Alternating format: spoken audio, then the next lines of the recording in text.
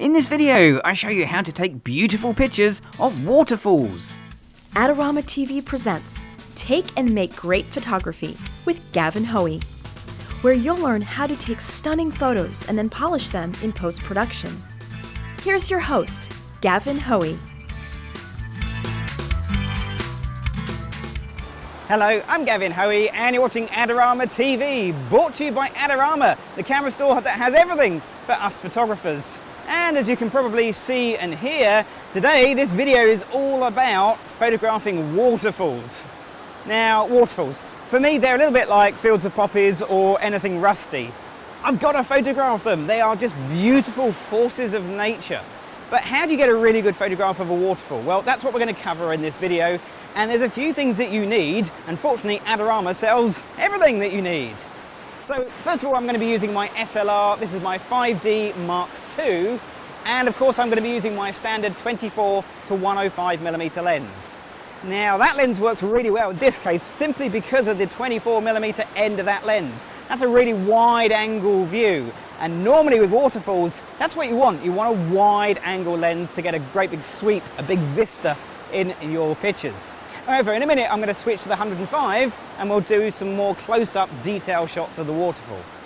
Now you're going to need a tripod because I'm going to be doing long exposures to make the water blur nice and smooth and give it that super silky look. And I'm using my Vanguard 283 CT tripod to do the job.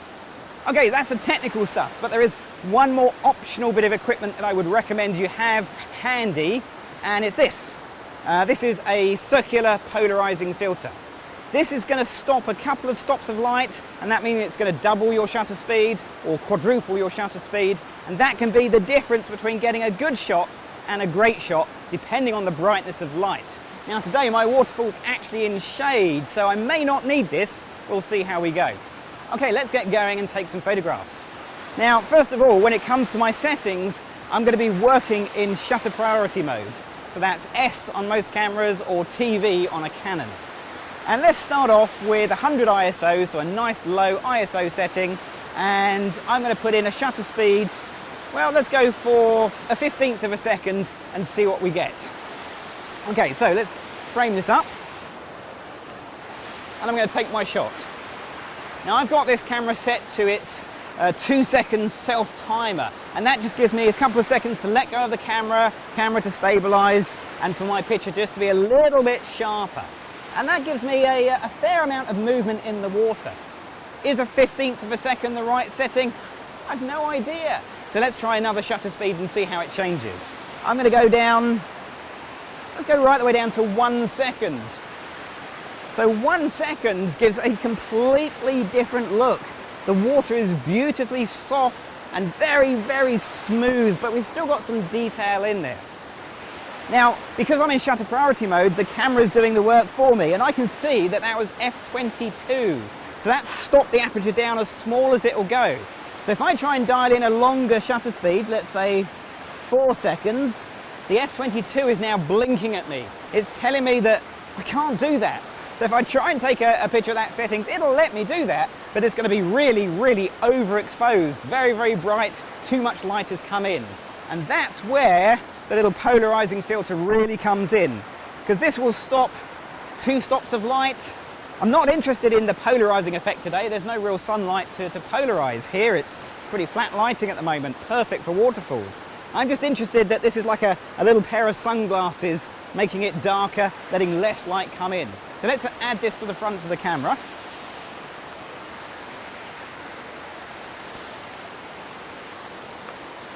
And we'll take the same shot again.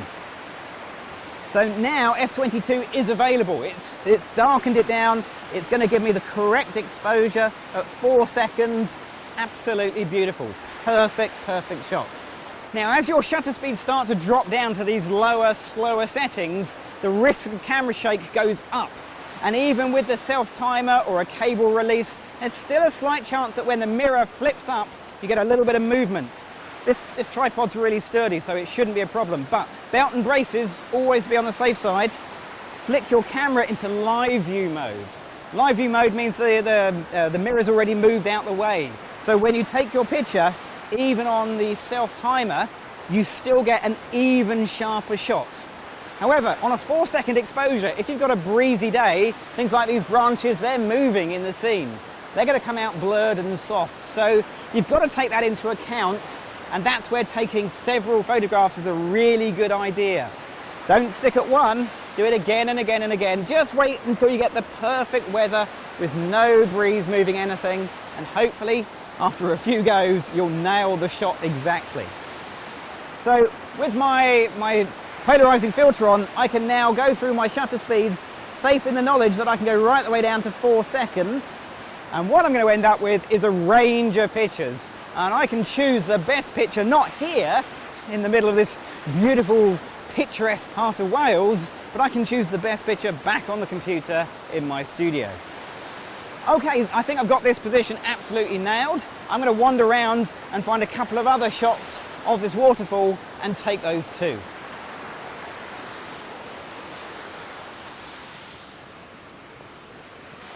So I've just moved a little bit closer to the waterfall, and now I'm going to zoom in and do a few close-up details as well. Don't forget to do the close-ups because they can be just as beautiful as the wide shots.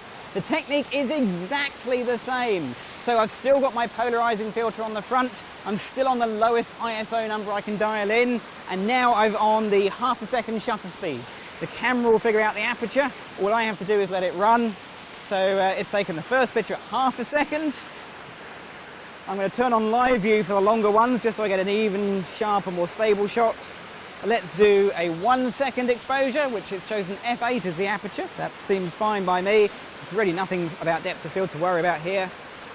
And again, we'll double it up 2 seconds. Okay, so that looks great, but now what I'm going to do is I'm going to flip my camera on its side and do the same shots. Remember, always take the same pictures in landscape and in portrait format. You never know which is going to be the absolute best one till you get back home. Okay, so we'll frame this up. And I can just see a little bit of water coming down there. And again, do the same thing again, half a second shutter speed. Good place to start with waterfalls. Then I'm going to jump along, double it up, 1 second.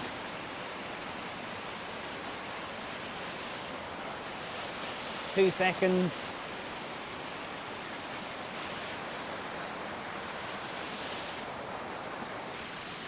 Right, I think that's plenty of photographs here in, well, the waterfalls of Wales. So let's jump back into my studio and have a look at processing one of the raw files, and we're going to do that right now.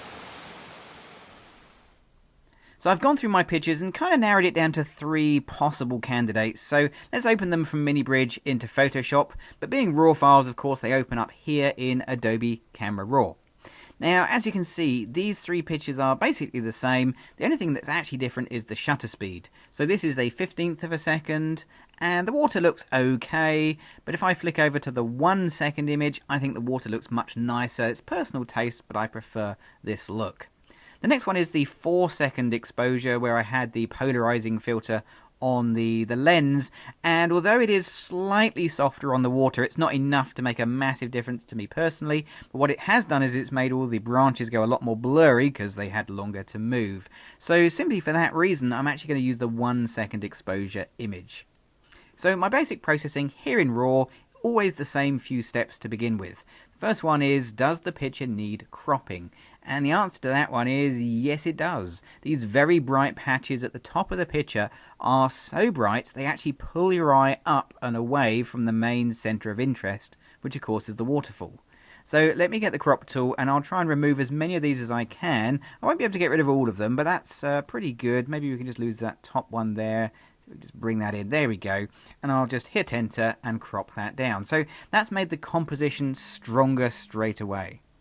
Next is going to be the colour balance, and I think it could do with just a little hint more warmth. Okay, so not a huge amount, just a little bit more warmth, just to bring some warmer tones out of the picture. The shadows do look a little bit deep, so maybe we'll just get the shadow slider and we'll just move that up just to open up the shadows somewhat, like so. The trouble is, it was quite a flat lighting, and now it does look quite flat in the scene. Now, I might be tempted normally to jump in with clarity, and you know I love a bit of clarity, but not this time. That's just too strong for this scene.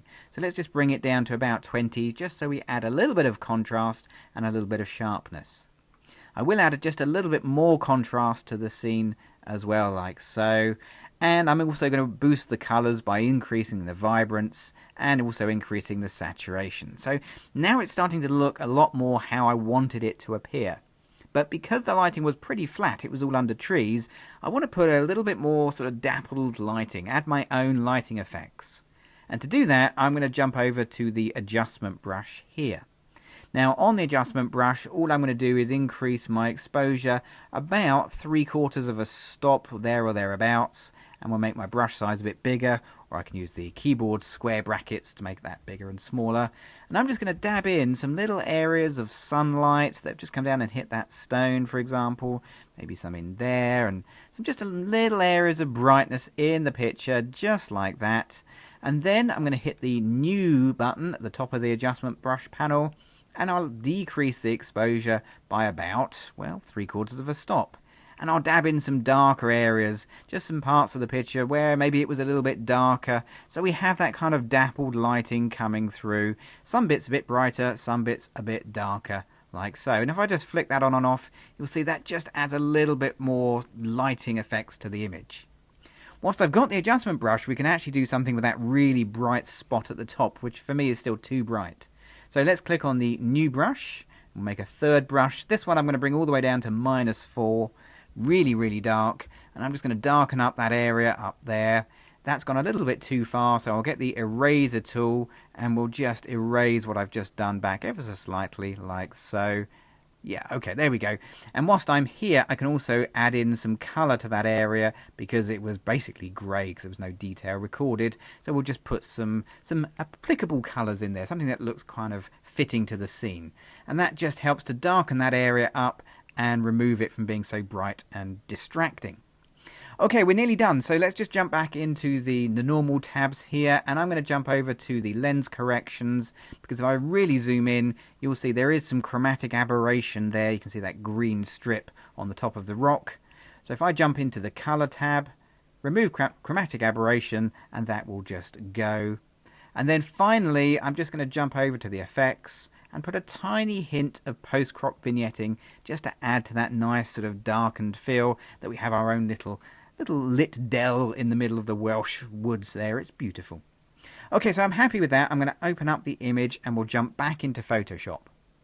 Last thing I'm going to do is just apply a little bit of softness to the picture because I do like a little bit of soft feeling on these pictures. It's my personal taste after all. So let me go up to layer and we'll choose to duplicate the layer and hit OK. And then we'll go to filter and blur, and of course we'll Gaussian blur it up. And let's go for fairly heavy blur, about 20 pixels. Hit OK, and then I'm just going to drop the opacity down for that layer. Remember, we put it on its own layer, and I can bring it down to around about 30, 40, and that just gives a little bit more contrast, but also just that nice ethereal glow, which just works beautifully with this scene. Now, that's how I photograph waterfalls, but there are many different ways you can photograph waterfalls. And if you go to the Adorama Learning Center, you'll discover there are extra techniques from other photographers which will teach you even more ways to get fantastic waterfall images. Well, I've had a wonderful time here in Wales photographing the waterfalls. Now, if you want to see more videos from myself and some other amazing presenters here on Adorama TV, then you know what you've got to do. You've got to click on the subscribe button. I'm Gavin Hoey. Thanks for watching.